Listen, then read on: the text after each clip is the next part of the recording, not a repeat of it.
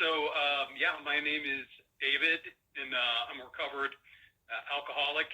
And I know talking to members of a treatment house, right? So I'm sure there's many people with different addictions there. So just to be clear, I'm an addict kind of everything, and today, through a lot of hard work and grace of God, I'm fully recovered from everything. I haven't had a drink or a drug since March 21st of 2004. It's a really long time. I'm coming up on 19 years, and when I first started coming to meetings and I heard people say that, I guess I believed it, but it seemed kind of incredible to me, And so there are these people who had been around. I've been around clean and sober 10 years, 15 years, 20 years, and I was like, whatever. And then I started talking to a few people, like my buddy Vince I met in the first week, and he's just like, dude, I don't know, I've been coming around 6 months, and it's still pretty hard, but you know what? I haven't drank, I haven't smoked any pot in 6 months, I'm just starting to feel a little better. And that was really meaningful to me, It's like, okay, 6 months, I could envision that, Because I was a guy who I was always drinking and drugging, that was my story. And I think that the more, maybe the longer you're in treatment and the more that you are in 12-step meetings, AA, and other, maybe some of the other 12-step fellowships, you can hear a lot of stories. You're going to hear a lot of people talking, okay, I drank too much, and this is how I drank this much, I drank these things, or I did these drugs, and I did it so frequently. And those things are sort of important, right? It's our problems with alcohol or other drugs that force us into recovery.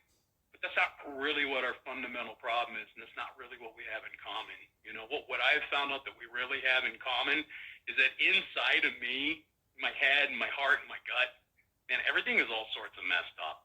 I had a lot of bad thoughts, had a lot of awful feelings, and a whole lot of old bad attitudes and prejudices that lived in my belly, And that's the common denominator that I've found among people that I came to.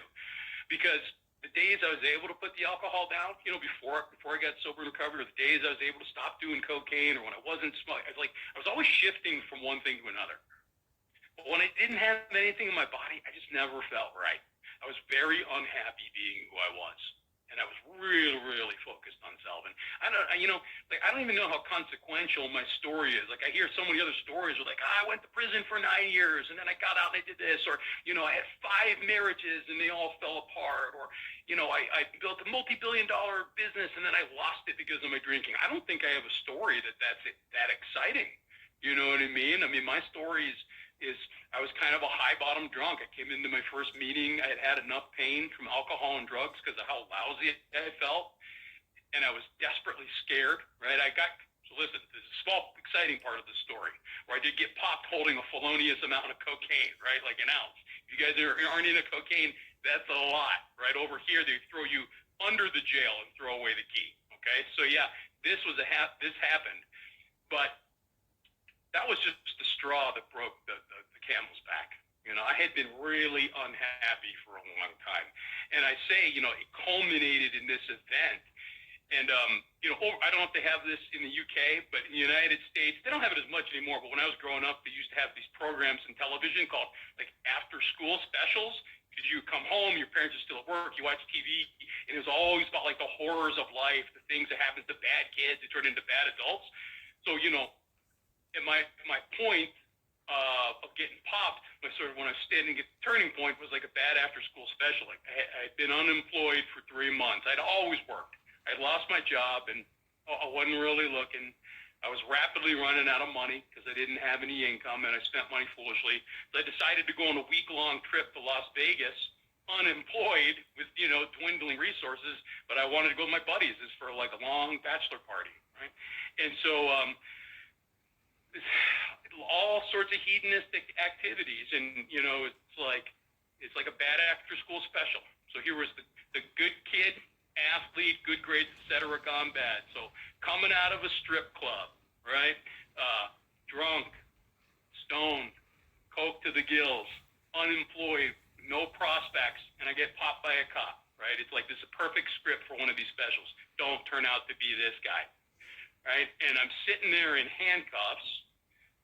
Not for the first time in my life, but Fortunately, I didn't have too many run-ins with the law. I was very fortunate in that regard. And I'm sitting here trying to sweet-talk this cop and tell him what a good guy I am, how responsible I am. And he's got this big rock of cocaine sitting on the hood of his car that he pulled out of my pocket. And he's like, yeah, you look really responsible, you know? And I'm sitting there in handcuffs, and I'm like, God, I'm 30 years old. I'm like, I'm going to have to call my mommy, right, to bail me out of jail. I was a single guy. I didn't have a wife. I'm a 30-year-old man. I'm going to have to call my mom and tell her I got arrested for, felonious possession of cocaine. And I'm like, man, nothing has changed in the last 10 years since I was 20. Like, here I still am. And I had another thought. It was like, what's going to be different in another 10 years when I'm 40? And as messed up as I was, I had this moment of clarity. It was like, nothing is going to be different. I'm just going to be in handcuffs again. I'm still going to feel like this awful guy. So I guess because I didn't have a record, and God was working through this police officer, he let me dump it in the dirt and go about my way. Not everybody's had that story. I know a lot of people have done a lot of time. But I went home the next day, and then the day after that was Saturday, and Monday I went to my first meeting, and I've been clean and sober ever since. I don't have any relapses in my story, and I don't say that to come from a place of judgment. My wife, she's up in her office. She's been clean and sober for 16 years. We met in a meeting. She had several relapses at the beginning. Right, whatever it takes for us to get better. But I always mention that when I got serious and I wanted help, I didn't drink or drug after that. And so if that's important to you, you don't have to drink or drug when you leave here either, or in there, right? Because I know alcoholics and addicts, if we want it bad enough, we could be in jail, we could be in treatment, we'll get drugs, So what was my fundamental problem? It's like, I'm just this alcoholic addict, guys. And the older I got, the more money I made. And all that allowed me to do was to hit it harder and harder. But the older I got, the lousier I felt. Some of my earliest memories of being like a little boy and like not feeling right. You said those thoughts, those feelings, those attitudes never sat quite right for me. And I was always looking for something that was going to make me feel better. And so when I got old enough and I started drinking and drugging, those things started to really make me feel better. And I don't say I have a drug of choice for a couple reasons. One is I don't really think I have any choice in the matter. I think all that choice is I was born without, And the other thing is there might have been some things that I abused harder than others, but ultimately my drugs of choice were yes and more, because I was always searching for something that was going to make me feel better, right? And I never found it. But I was always looking. I was always willing to say, yes, I will try that. Yes, I will have some more of that. I didn't say no to anything. And so I had my sort of moment in clarity, like I said, coming out of this experience in Las Vegas, where I was really, really scared because I should have gotten in a lot of trouble. And I'm not sure I felt like God was giving me another chance, because I didn't really have a conception of God, but I was like, boy, I better look at this. And Bill Wilson, in Bill's story, it's the first chapter in our book, Alcoholics Anonymous, right? He talks about how fear sobered him up for a little while. And I think that was my experience too. Fear sobered me up for a little while. I went to a meeting, but my best friend at the time had been sober in AA for 8 years. And he knew exactly what kind of life I lived. And he never came to me and said, hey man, you better look at this. He did not do that. What he did was he was just around. And he knew that I knew. And one day I went to him that Monday when I got back, and I said, hey, man, here's what happened, and I think I need some help. And he said, yeah, sounds like it. And I said, I found a meeting online. Will you go with me? And he said, oh, yeah, I know that meeting. My buddy Mike chairs that meeting. Right? And I said, awesome. And that guy Mike asked to be my sponsor. And I waited 38 days, and I don't recommend that, because fear sobered me up for a little while, but I started getting a little squirrely, because I wasn't fully convinced. I always went through life, do you relate to this? Believing that I could outthink or outmuscle anything that came in front of me, right? If I ran into like a bigger dude, right, then it'd be like I would Jedi mind trick, right? I would talk him out of kicking my ass or something. If the guy was smaller than me, then I was going to get up in space and push him and shove him and try to bully him physically. I always believed I could do that. But the reality was I couldn't with my drinking and my drug use. But I stayed unconvinced for a little bit. I had to kind of get convinced. But here's what happened, for whatever reason, and I think this was God. When I went into meetings, I didn't try to behave like I knew what I was talking about, because I didn't, but it usually didn't stop me, right? Because I am very quick to be an expert on things I have no idea about.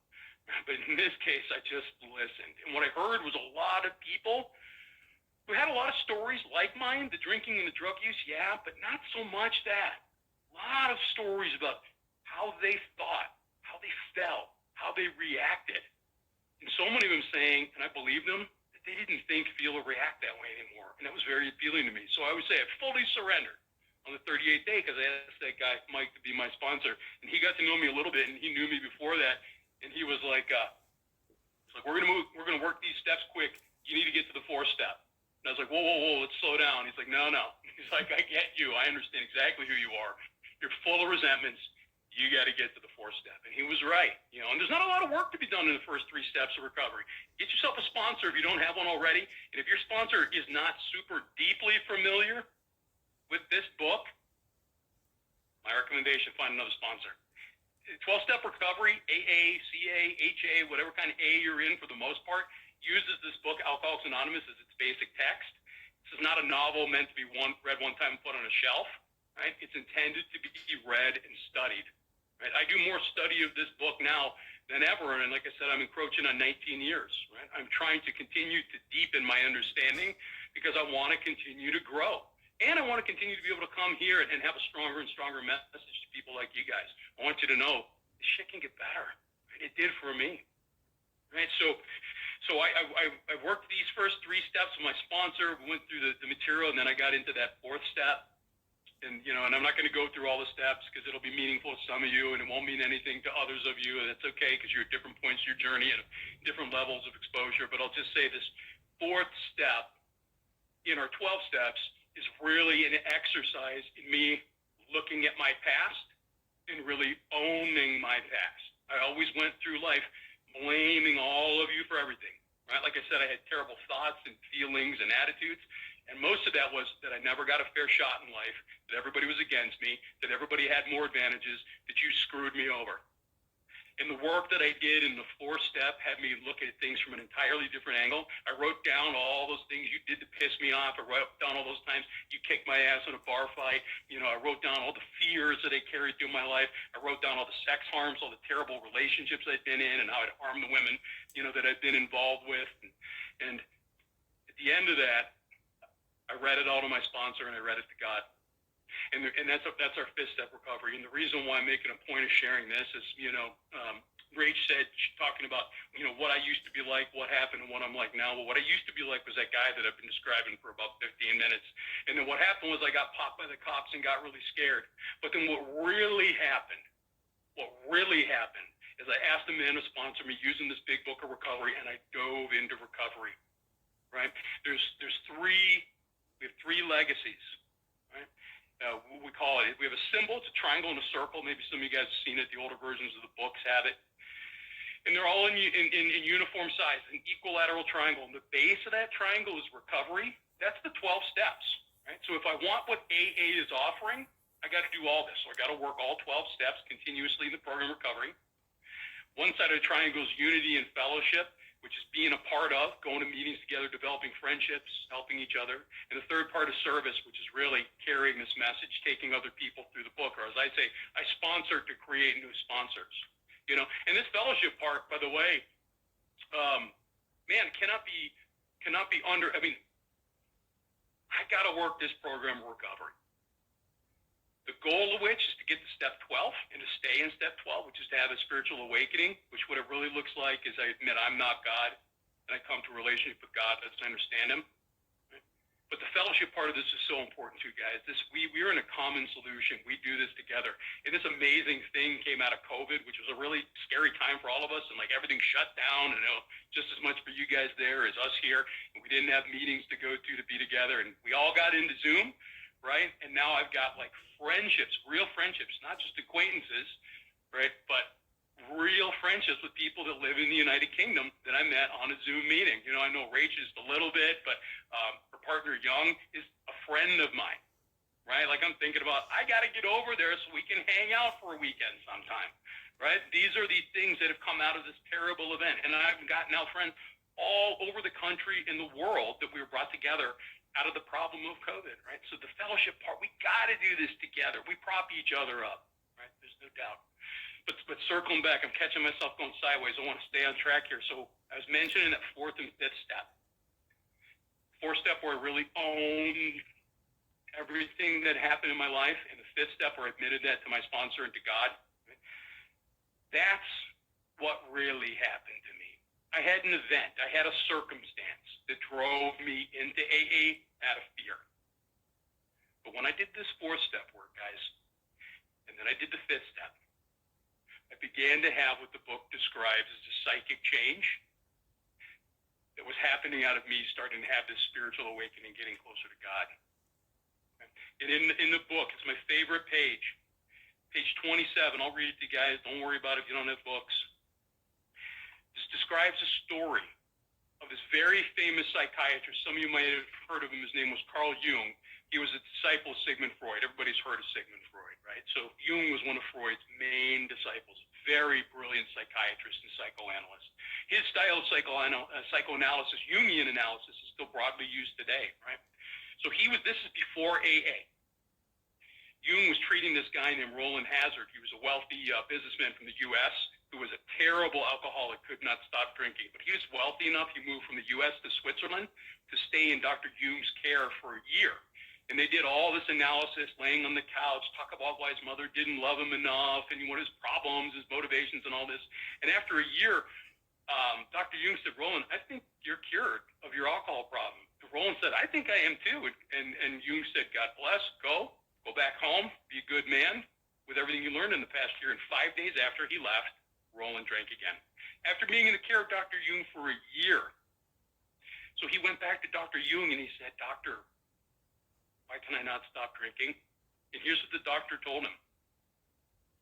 You have the mind of a chronic alcoholic. I have never seen one single case recover where that state of mind existed to the extent that it does in you. Our friend felt as though the gates of hell had closed on him with a clang. Guys, imagine if you had cancer and you went to the best hospital in downtown London, and the chief of oncology looked at your MRI results and said, I've never seen anybody with cancer like yours survive. Think about the magnitude of that. Think about that death sentence. Guys, in my experience, alcoholism addiction, it's the same death sentence. And this is what Dr. Jung was telling Roland. He said, you're going to die. But Roland said to the doctor, is there no exception? Yes, replied the doctor, there is. Exceptions to cases such as yours have been occurring since early times. Here and there once in a while. Now, he's saying here and there once in a while because AA didn't exist then. There was no known way to get to have the spiritual awakening. He said here and there once in a while, alcoholics have had what are called vital spiritual experiences. Vital, guys, means like life-saving, life-sustaining, life-giving. Spiritual means beyond the human form, not the corpus, not the mentis. It's bigger than me. An experience, it's a happening. So I have this life-giving, bigger event than me. They appear to be in the nature of huge emotional displacements and rearrangements.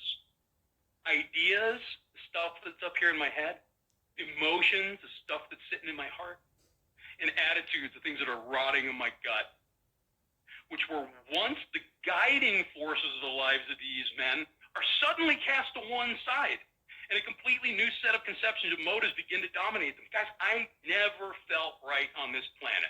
Did I have good moments? Of course. Did I still have some family in my life? Of course. Did I have friends? Yeah. Was I able to work? Yeah. I was coasting through life. I was rotting from the inside out in my head, my heart, my gut. If those thoughts, those feelings, and those attitudes were still the same, guys, I wouldn't be sitting here with you today. I wouldn't be interested in taking a break in the middle of my workday to come and try to share a message of hope.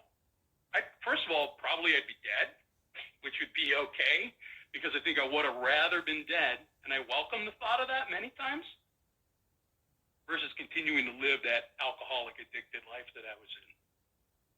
But because I did the work, the 12 steps, and because I continue to work them, and because I stay a part of this fellowship, I stay in unity with everybody here, and because I do a lot of service work, I sponsor a bunch of people, and I chair some panel meetings, and when it's always an honor if you have to come speak like this. And I do a million other little pieces of service, too, outside of AA. I give charitably, with my money, and I also give sometimes with my back, even though my back's not in such great shape, coming on 50 years old. I give, and I try to do. Because one of the things you may have not figured out about yourself, but you'll learn if you study this program of recovery. Those bad thoughts, feelings, and emotions are all coming from the inside because I'm so driven by self.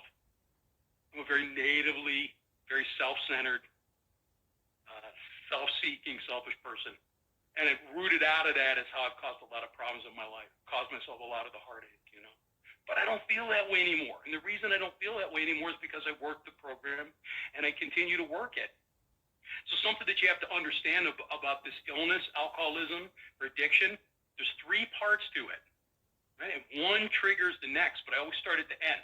See if anybody can relate to this.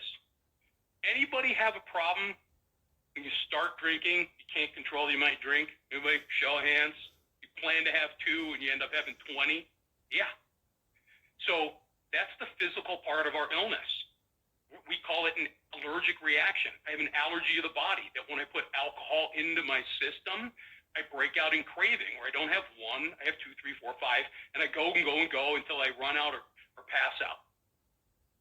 Right? That is unique only to real alcoholics, real addicts, that we have this allergic reaction. How about this? Anybody ever try to quit drinking or drugging? Anybody quit drinking or drugging and then start again? Yeah. Anybody make a solemn oath on like a Sunday night when you're finally coming to after passing out from binging for a couple of days and look in the mirror and talk to yourself in the third person? David, you're stronger than this. You can outmuscle this. David, you're smarter than this. You can outthink this. You can outrun this. Right? And anybody drink or drug that exact same night? Yeah. Or within a few days? Yeah. This is the second part of our illness, guys.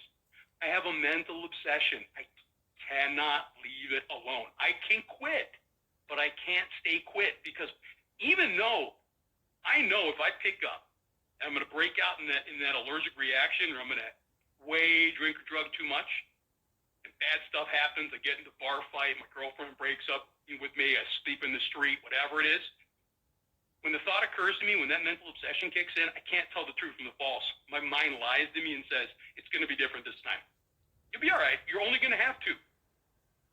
But as soon as I yield to that first one, that allergic reaction kicks in, because I have this physical problem, and I break out in craving every time. So the solution to my physical problem, guys, is just don't drink. Because if I don't drink, I can't break out in the allergic reaction. But I can't not just drink. Because my mental obsession always kicks in and says, you're only going to have one. Or you're not going to drink beer. You're only going to drink wine. You're not going to drink wine. You're only going to drink vodka. You're not going to drink vodka. You're only going to smoke pot. You're not going to smoke pot. You're only going to do coke. You're not going to do coke. You're only going to do ecstasy. You're not going to do ecstasy. You're only going to do Valium. It's something. And maybe something else. Maybe no intoxicants at all. But maybe I'm running around chasing women and chasing sex for the high. Maybe I'm racking up my credit card, buying every toy that I want. Maybe I'm overeating. Maybe I'm becoming exercise anorexic. If there's something I can do to try to overdo it, I will, because I don't feel right. That's why my mental obsession kicks in, which really leads me to the third part of our problem. Why does my mental obsession kick in to tell me I need to feel better? Because I feel lousy all the time. Why do I feel lousy all the time? I don't have an answer for that, other than that the third part of our illness is a spiritual malady. I don't have any purpose, guys. I got cancer of the soul. I feel useless. I'm restless. I'm irritable and discontented. Like I said, I never got that fair shake. You always got a better angle than I did. All my relationships were messed up. I was full of fear. I was a prey to misery and depression. I couldn't be of real help to anybody. If you needed help moving, and I had a pickup truck, I'll say, yes, we can use my truck. I will help you move. I'll carry those couches up and down the stairs, old place, new place. But was I doing this for you because I really wanted to help you, because I wanted to be a real help? No. I helped you when you asked out of selfish necessity, because I was keeping a ledger in my head. And when I wanted something, I was going to come and demand it from you, whether or not you wanted to give it. I would be of help, but I wasn't of real help. I was of selfish help. Thank you, Becky. That's the terrible, cyclical nature of this illness. I don't feel right. I'm unfulfilled. I'm spiritually ill. My mental obsession kicks in and says, dude, you need a little something to take the edge off. I remember, oh, wait, but when I take a couple to take the edge off, bad things happen, and my brain says, nah, not this time, David. You're better now. You haven't drank in a week. You're cured. You're going to have two. But I pick up the first one, I trigger the allergy, and I'm off to the races again. And guys, this gets repeated over and over and over until I can have that psychic change, right? Until the psyche, the stuff inside of me gets improved. You're all here. I'm going to take a wild guess. This is a huge assumption. You're all sitting in treatment today because you have a problem with alcohol or some other drug. Right? I already know. You're not there just for the hell of it. That's what makes us eligible for 12-step recovery. That I can't control my drinking, that I can't control my drug use. But just so you know, that's not the AA solution. The only solution we're offering is a spiritual solution, which I get, a spiritual awakening, spiritual experience, a psychic change, can use all of them interchangeably, from working all the steps, and from getting involved, being a part of this group, and helping other people. But here's the beautiful part. When I have this spiritual awakening, when I have this psychic change, and all of a sudden stuff in my head, my heart, and my gut are healthy and productive, and I'm focused more on selflessness, not selfishness, and other-centeredness, and I believe I cannot control my destiny, that's something bigger than me. I call God because it's one syllable, it's 3 letters, that's it. It's not about religion. I don't practice religion. But when I get to this point, my spiritual malady is in remission. I feel, think, and react better. And because of that, guess what? My mental obsession doesn't kick in. Because I don't need to take the edge off. I don't need to feel differently. And because I don't have the need to feel differently, I don't pick up the first one. And because I don't pick up the first one, I don't break out in my allergic reaction. So to be clear, a beautiful side effect of AA recovery and the spiritual awakening is I won't have to drink or drug anymore. But there's not going to be trigger warnings. There's not going to be tactics to avoid it. You won't need it, guys. I promise you this happened in my life. I don't have a drinking problem today. I don't not have a drinking problem. It's just not a part of my life. I don't have to ever think about it. So if you want this, it's here for you. I don't get paid to be here, guys. I don't get a bonus or a commission if you show up to a meeting, you know. I don't even get to impose any results on you. I can't be in the results business whether or not you run with this or whether you say that David guy's full of shit. Doesn't matter. I'm just here telling you my life changed, and it's so much better than I ever could have imagined. Any life I would have imagined, I would have been selling myself short. Right? It does get better. It can get better. Sitting in those seats where you are right now stinks, but it can be all downhill improvement from here. Like downhill's easier than uphill, right? You can do it, guys, and I pray that each and every one of you does, and thank you for letting me be here today.